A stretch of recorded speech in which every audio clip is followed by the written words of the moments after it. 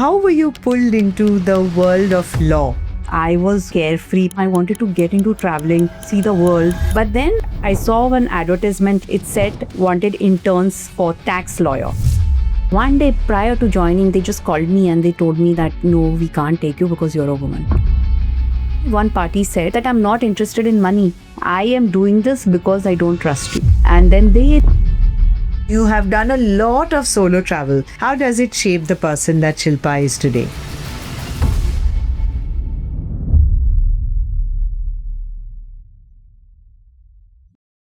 Hello, I'm Shalini Gupta, and welcome to another podcast session of ours. Today, we have a very important person who rightly fits into this whole conversation as a professional and also as someone who's got a very different streak of her life that she will bring forth here. We have Shilpa Sharma, who's the managing partner and the founder of Counsel and Counsel. But beyond this entire designation, and with her 30 years in law, she is someone who enjoys solving problems, understanding people, and finding balance beyond the intense courtrooms and the occasional much needed holiday. So I'm very, very happy to welcome Shilpa. Welcome, Shilpa, to our podcast. thank you, Shalini. This introduction was really, really nice. And I think I'm going to carry you along with me for this kind of an introduction everywhere with me. Shilpa, before the courtroom, okay, there was this young girl and then a young woman who wanted to start her life's journey. So tell us a little bit, how were you pulled into the world of law? I was one of those carefree persons like all of us are. I wanted to get into traveling. I wanted to see the world. I was a very, very different person. Once I completed my studies, I thought that now is the time to do a course in travel and tourism. For that, I needed money. I saw an advertisement in a newspaper. It said wanted interns for 3 months. So, and it was a tax lawyer. Oh, okay. So I thought, let me just try my hand at it. So I went there. I met, my now I call him my guru, but at that point of time, I met him, and he asked me two questions at the interview. One, he asked me was that do you know what is indirect tax?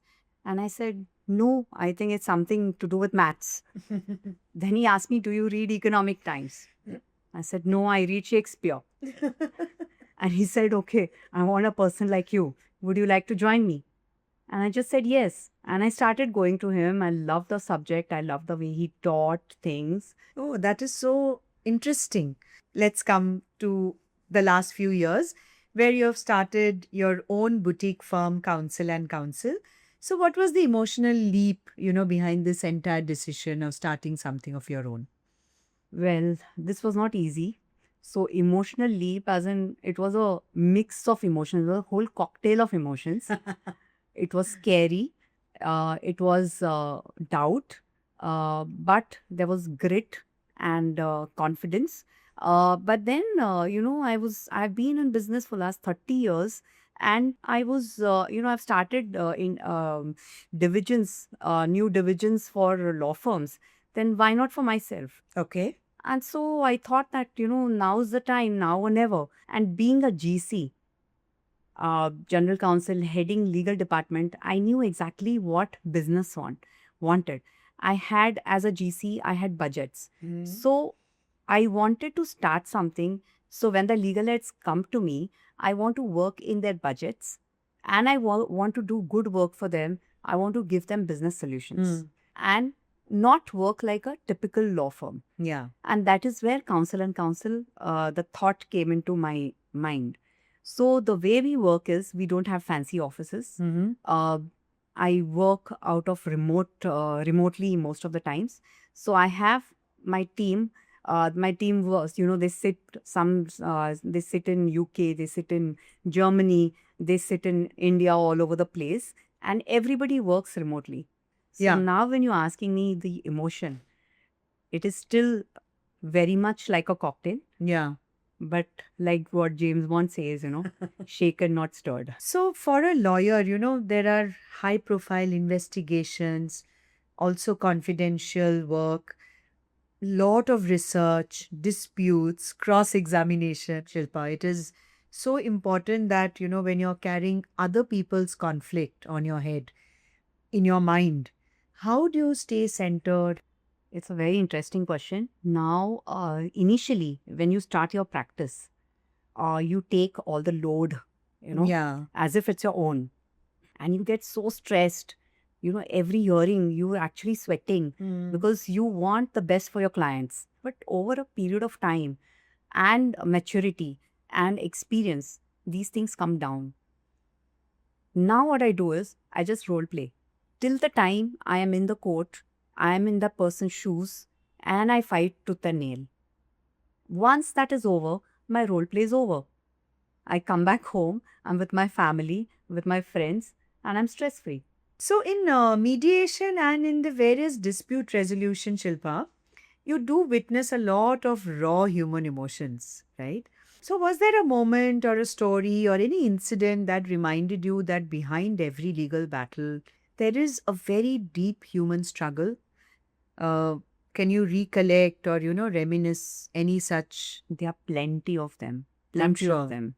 I remember one party, it was a commercial litigation which was going on in the courts, and the court said that you go for mediation. Okay. So both the parties came to me, and when they came in like they would really want to fight, and mediation is not going to happen, and nothing is going to work, and it's too much of ego and all.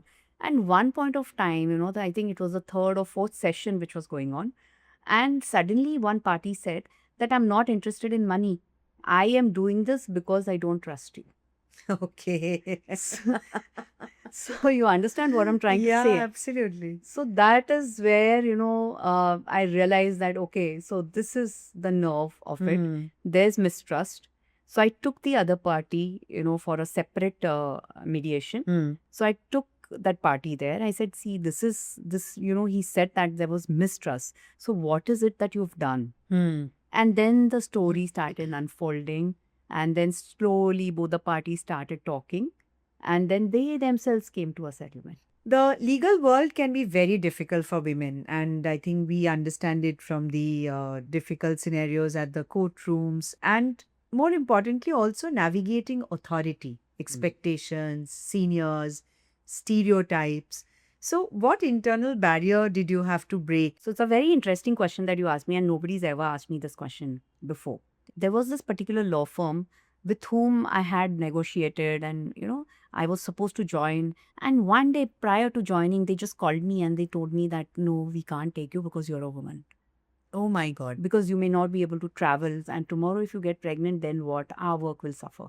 So they already took a call on your career. Yes. You may not be able to do this. Yes. You will not be able to do Yes. this without you saying anything about it. Correct. Today, of course, things are a little different. Yeah. There are a lot of women in the field, and but again, if you see any big fours or if you see law firms, either these are single women, mostly. I'm not saying all of them. Yeah.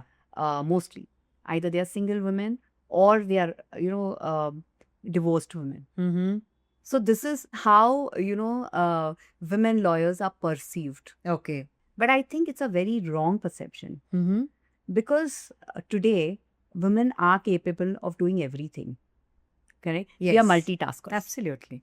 So there are solutions to everything. Yes. And I think it's high time that people start realizing that. And also, sorry, I'll just add to that there, Shilpa, that let us take that call. Exactly. Allow us to take that call rather than, Rather you than deciding for us. Exactly. So, for all of you who do not know, Shilpa has a very, very interesting and a fun side to the serious lawyer that we are talking to.